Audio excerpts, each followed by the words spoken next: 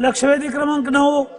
सन्माननीय अध्यक्ष महोदय, सोलापूर जिल्ह्यातील बोसे पंढरपूर तालुका गट नंबर 451 मध्ये दूध भेसळ करत असताना 21/2/2025 रोजी छापा टाकण्यात आला आणि त्याच्यामध्ये भेसळयुक्त दूध अशी सगळी यंत्रणा सापडली आणि आपण मागे बघितलं असेल तर सन्माननीय मंत्री महोदय तत्कालीन राधाकृष्ण विखे पाटील साहेबांनी देखील या ठिकाणी सांगितलं होतं की 30% दूध भेसळ होती आणि तरी देखील आपल्याकडनं आज जो हा आरोपी आहे हा आरोपी त्या ठिकाणी 5व्यांदा ह्याच्यावर गुन्हा दाखल झालाय।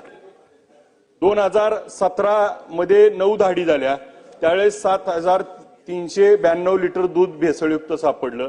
2018 मध्ये त्याच्यावरती ही झाली आहे आणि मग आपण उत्तरात देखील त्याच्यावरती गुन्हे दाखल झालेले आहेत। 2016ला 19ला 20ला आणि परत तो माणूस त्या ठिकाणी गुन्हा करण्याचं धाडस करतो।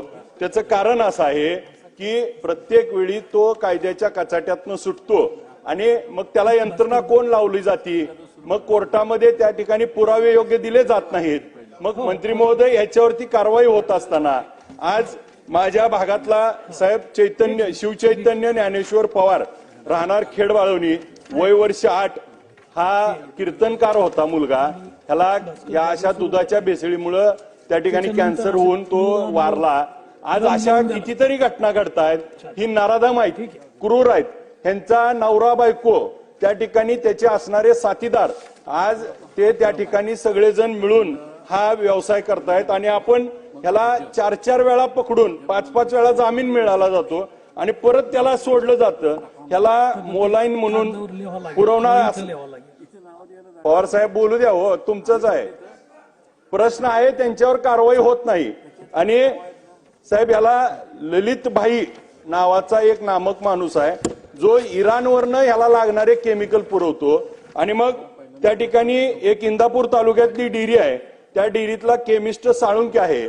अशी लोक आहेत जी आमच्यापर्यंत माहिती आहेत पण पोलीस मात्र त्यांना सह आरोपी करत नाहीत। अशा लोकांना मकोका लागणार का, ह्यांच्यावर काय कडक कारवाई होणार? आणि तो सराईत गुन्हेगार आहे, गेले 5 वेळा त्याच माणसावरती त्या ठिकाणी होतंय आणि तिथली ग्रामपंचायत तिथले काही स्थानिक नेते राजकीय पुढारी ह्याला सर्वत्र त्याला पाठीशी घालतात।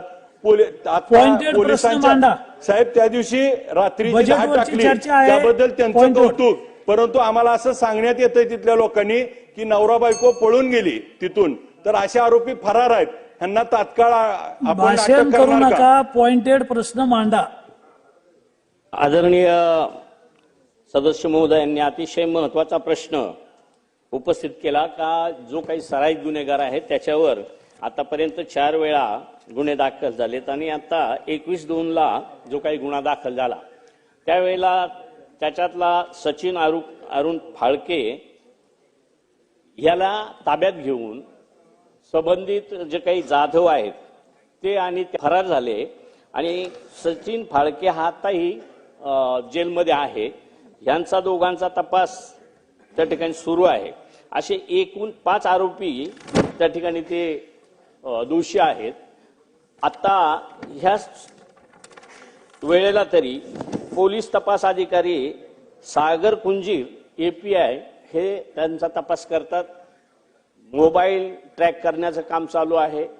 ज्याही वेळेला तो सापडला जाईल लवकरात लवकर सापडून त्याला तडीपार करण्याच्या संदर्भातला निर्णय घेतोय।